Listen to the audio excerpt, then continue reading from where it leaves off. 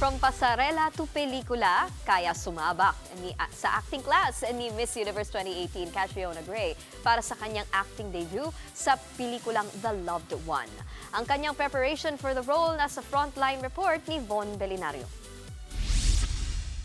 Hindi na lang sa mundo ng pageant, music at hosting, rumarampa ang beauty ni Miss Universe 2018 Catriona Gray. Dahil si Queen Cat, sinimula na rin ang kanyang acting era. May special participation si Cat sa pelikulang The Loved One na pinagbibidahan na Jericho Rosales at Ann Curtis. Say ni Cat sa kanyang acting debut, I received good feedback naman kay Derek Irene, which I'm very flattered and grateful for. Hindi pa ako nanood ng mga playback ko. So, sa premiere night, talagang first glimpse of myself as an actress.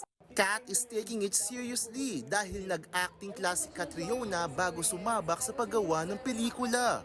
Mas lalo na deepen yung respect ko for the art. So it also extends your humanity, and I think I really like that aspect of acting. So very challenging siya for me. Kaya siguro gusto ko siya. Sina Jericho at Ann happy sa reunion project after almost 2 decades. Mas lumalim na rin daw ang kanilang samahan with this movie. It's just nice to learn that, we made a good foundation in terms of working together. Mas naging espesyal pa ang 2026 kay Echo dahil kick-off ang The Loved One ng kanyang 30th anniversary sa showbiz.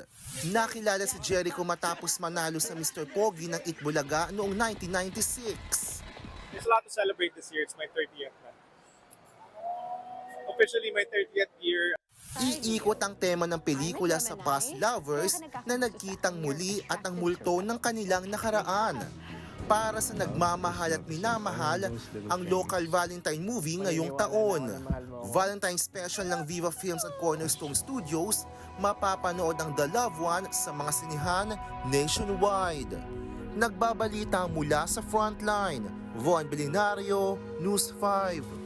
Mga kapatid, Nikki de Guzman po. Para sa mga impormasyong dapat ninyong malaman, mag-follow at mag-subscribe na sa social media pages ng News 5.